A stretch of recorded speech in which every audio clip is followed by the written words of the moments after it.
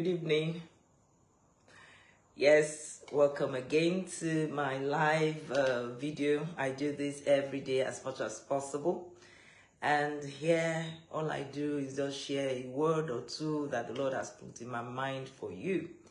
So tonight, I'll be talking about faith, not correctness, determines destiny. Faith, not correctness, determines destiny. I believe there's someone there who has been looking so much at one or two things that he or she has done, and you're feeling like, oh, I didn't do this right, I didn't do this, I could have done this better, I could have, I shouldn't have said this, I shouldn't have done this. And the Lord is saying to you that more than anything, what he needs from you at this moment is to have confidence in the work that he's doing in you and through you. Now, if you spend so much of your time, if you focus so much on what you focus so much on what you're doing, on what you're able to do, or what you did correctly, or what you are doing correctly, only what you are doing is to be negating faith, as if it is about what you do that is going to save you. Yes, it is very, very important that you listen to instruction, that you follow them. But as you do all things, the Lord wants you to put in mind that it is very, very important that you, concentrate on him, which is you have your faith focused on him, the Father. Don't ever allow yourself to be so carried away by the things that you do or do not do, as much as how you believe in him and you walk according to that belief. Now, I'll give you many stories in the Bible that shows that God is more interested in people's faith in him, in people holding him to his word, holding him to his promises, holding him to the fact that you know his character and who he is, and staying with that. That God is more interested in that than being interested in your omission and commission. Let's look at the story of Jacob and Esau. Now, I have used this example before, and I will say it again, that if you look at Esau and Jacob, you're going to say that Esau was more, there was nothing on record that we can see that will say Esau was a bad person. But of course, along the line, we saw many times when Jacob did not do as one will expect someone that is going to inherit the kingdom of God and inherit what God has and all that, to behave. But this never stopped God. Jacob have I loved, he said, and Esau, have I eaten. You know why? It's not because God was being partial from the beginning, but the fact that he already saw the nature that Esau had and the that Jacob was going to pursue. He already saw. And what commends anyone to God is what commended Jacob to God, which is that he believed in the word that God has spoken to his father. He believed that even though he didn't fully understand how much beautiful the promises were going to be, he didn't really understand the import and the impact that promise was going to have in future, like now. But he knew that if God promised his father, if God promised and said that, look, I am going to reward you with so many, so, and this thing, you are going to pass it over to Isaac, and Isaac is going to pass it to his son. He believed that if God said that, then it meant everything. And all the time, Jacob was sad and sorry and feeling bad that he was not the firstborn. You could call it, was it jealousy, was it envy, anything you like, call it. But he saw in Esau that Esau didn't even care. But by right, it came to Esau. And he saw that Esau didn't care for this thing, but he cared for it. Jacob cared for it so much that he did not mind the fact that even though his father Isaac was a very rich man, he did not mind leaving all that his father had behind and and going away as a vagabond, just to make sure that he first claimed that promise that God gave his father, had given his grandfather, who had passed it to his father. He just wanted that blessing, and it was okay for him. This is what the Lord is expecting. This is what the Lord respects in a man. This is what the Lord values in a man. He may not have been perfect. In fact, he might have been a bit dubious at some point, but the Lord valued the fact that this man values me and values my plan and believes that if I say that this thing is worth it, then it's worth it. That is what commends a man to God. And this is what determines the destiny of a man. This is what determines the destiny that the Lord, if the person will get into destiny or not, it will depend on how he reacts and how he carries the promises that God has handed over to him, or God has handed over to the world, how he carries it. Let me tell other stories of people that you will look at and say, why? This should not be fair, but God saw it as fair. The story of Mephibosheth and Ziba. Mephibosheth was Saul's son. And after Saul had died and everything, David sought to care for the house of Saul because of Jonathan or something like that. And because of that, he asked that, they should bring to him, someone from their family. And there was this son, even though they had killed his sons, there was still this Mephibosheth, who was a son that was lame in his legs. He was lame. He couldn't walk and all that. So he had this servant. And David said, okay, you are the servant of Saul. Okay, take care of your master's son or grandson. Take care of him. Make sure that everything, Saul's estate is taken care of on behalf of him, and let him come and eat with me. That is the fair thing in the world. His father left some inheritance, and you are a servant to his father. Go and take care of the inheritance for him while he... Along the line, when David was going to go through some hardship, and he was running out of the country because Jonathan was after his life, Mephibosheth could not run to go and meet David. His servant Ziba ran after David when he was being pursued, and he took some things to him to honor him, to help him on his journey. And when David saw him, he was like, where is your master? Because in actual fact, he had been good to his master.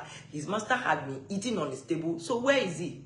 And he said, my master, he just thought, well, now that you are going, things have gone bad for you, so that there was no need to follow you and everything. And David felt bad that he had been good to this man. Why wouldn't he come? But later we found that the man told him, he said, no, it wasn't so. It was because my servant, this servant that came to report me to you, Ziba, it was because he played funny with me. It's because he did not carry me. He was supposed to carry him. He didn't carry me to come and see you, and I could not come and meet you myself. I did not forsake you in your time of trouble. But David had already made up his mind, and he said, look, both of you share the property into two. Your servant will have half, you will have half. Because that servant, at the time that David was being shamed, at the time that David was running away for his life, at the time that people did not want to associate with David, because that servant took the time, had faith that this David was called of God, and David was eventually going to come back, and he was going to overcome, he was going to be victorious. So he went and lied to him. Now, for a long time, I used to feel like, but God, this is unfair. This is unfair. Until my eyes opened to the fact that it is not about what he did right or wrong when it comes to the spiritual. It is about the fact that he staked so much.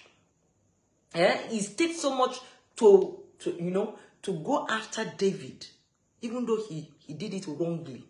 He did that because he had faith. He believed that David had a future. That even though today he was running away, that someday he will come back. Because he was the anointed of God. And that God was not going to shame him. And that one day he was going to come back to come and be king. That is what commended Ziba, the servant, to God. That is why he will no longer be a servant from that day. He had become a landowner. He had 50% of what Saul had. Just as Mephibosheth.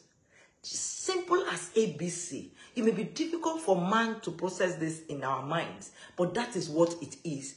That if you trust God enough to go out, to do his will concerning a thing, he takes it as faith. David himself was not a perfect man, but he had a perfect heart towards God. His trust in God did not shake. He went as far as killing a man to take his wife.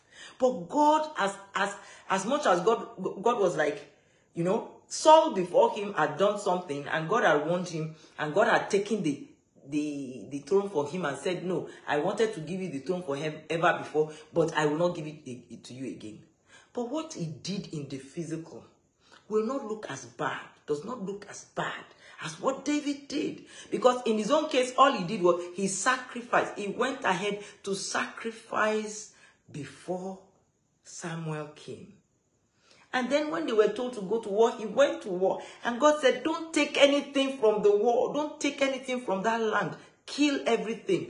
But when he was coming, he took some things and brought them home. And God was very displeased with him. In that he did not care for what God cared for. He did not reverence God in his actions. He didn't think that God's overall plan, which to man, we don't know we don't know how much God is planning, but he did not think it was more important than his own immediate need. Even when Samuel told him, you did wrong by doing this and that, if you remember that story, the first thing that came out of Saul's mouth is, please help me so that the people will not go away. Cover me in front of the people. He was more interested in his reputation for the moment. But faith goes beyond the moment. Faith is thinking of what happens even long after you are dead. Believing that that plan that God has, that God can be promising Abraham that, look, your descendants will be like this, like this, like this. He didn't have any descendants. And he was still trusting God and believing in God and having his faith in God and not shaken. That is faith. And you also, the Lord is saying to you today, you understand? Keep your eyes on him. On his promises, not because of even the goodness of the promises, but because if you believe in him, then you believe he has a plan for this earth, for your community, for your nation. You will know that he has a plan for your nation that is bigger than you. That is bigger than your today. That is bigger than that action you feel like taking so as to get your immediate needs met. It is believing in that which God is saying that goes even beyond your lifetime. Believing so much in it that you are ready to stake all into it. That is faith. And for your destiny, for where God is taking you to, for you to get into it, faith is the key factor. Faith, not the correctness of your action. If you remember Martha and Mary, they came to meet Jesus after their brother died. And Martha came and Martha was like, Master, if you had been here, our brother would not have died. Jesus gave her a lecture. Don't you believe in the resurrection? Don't you?